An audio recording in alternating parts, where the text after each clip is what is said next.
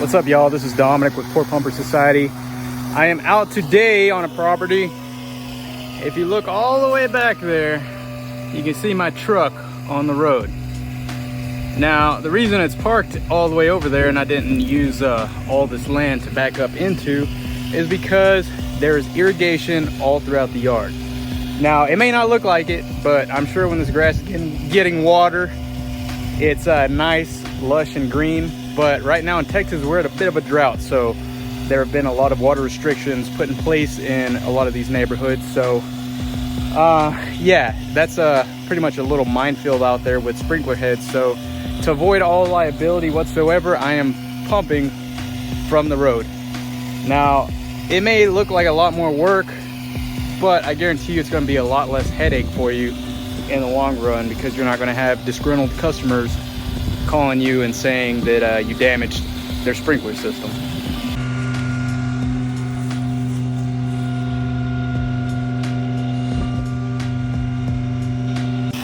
Now, the system we're on today, you can see the clean out right there. It goes right into the inlet, and there's the outlet. Even a portion of the tank is exposed right there. And then you've got the pump tank over here. So what we're looking at is an LPP or an LPD, low pressure pipe, low pressure dosing system. So everything's going to exit the house into the septic tank, and all this right here looks like a normal conventional septic tank. The main difference is, instead of going out into a gravity leach field or drain field system, it's going over to this pump tank and being dispersed through some lines. Now you can see the position of this system, and there's the drain field over there, those green streaks. So the reason for this type of system is so that everything is evenly distributed through the drain field. So this type of drain field is about 1.5 inch pipe on a bed of gravel, and it's usually in kind of a rectangle shape. So what'll happen is, as this tank right here fills up to that float is gonna lift up and activate this pump.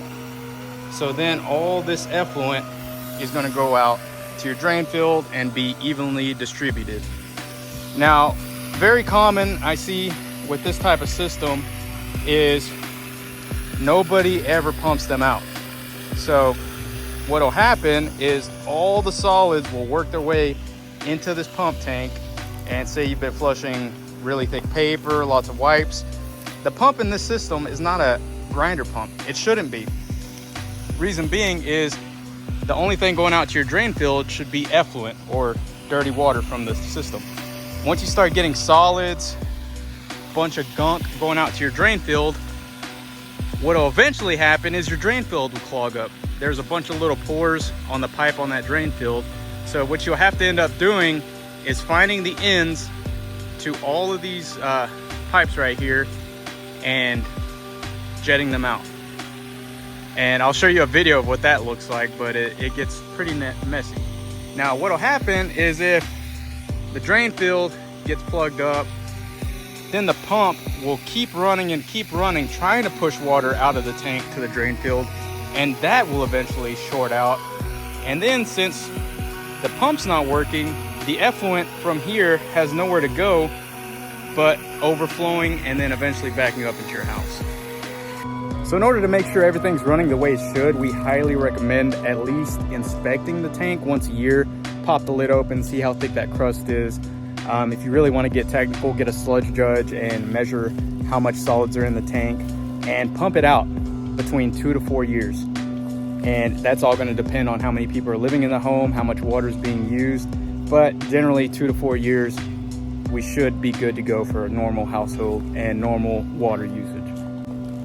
So I'm gonna get to pumping this thing out. If this is your first time watching, make sure you hit that like and subscribe button down below. If you have any questions about the type of system you have at your home, or if you're encountering any problems, drop that in the comments down below. I'll see if I can make a video explaining what's going on and see how we can help. And if you want to check out any of the tools I'm using in my video, you can check the description down below. Those are affiliate links, and it will help me and the channel. So I greatly appreciate it. And without further ado, let's get to pumping.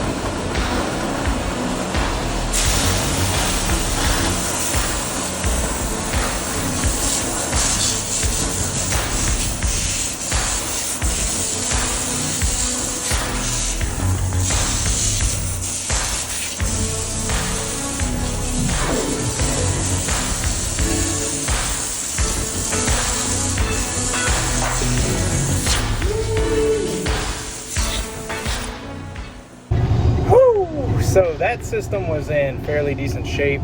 It's a huge house, so I don't know how many people are living in it now. I think the last time they had this specific system pumped out was about 3 years ago. So hopefully that's kind of in that will give you an idea of what a system in good shape looks like. You don't want the crust abnormally thick. You don't want a lot of solids at the bottom. Pumping it out on a regular basis is going to do more for the longevity of your system than putting any additives in the tank. So that's always what I recommend, and that's what I've seen that will actually work. So I finished up pumping, hopped in the truck to catch a little bit of AC and hydrate. This is the best flavor. I know there's a lot of haters on the lime cucumber, but gosh, so good. But yeah, that's another important thing. Stay hydrated, take breaks when you need to. Right now in Texas, it's 105 degrees, and it's 2:20 p.m. I'm ready for some fall weather. Whew. Whew. But yeah, after I take a sip of this, I'm gonna go out there and put up all the hoses, make sure I've got all my tools. But that's the video. If you enjoyed it, make sure you hit that like button, drop a comment down below. And if you have any questions on your system, or if you're encountering any problems with your septic system or plumbing, drop that in the comments as well. We'll see what we can do to answer that. And as always, I appreciate y'all watching. Y'all take it easy.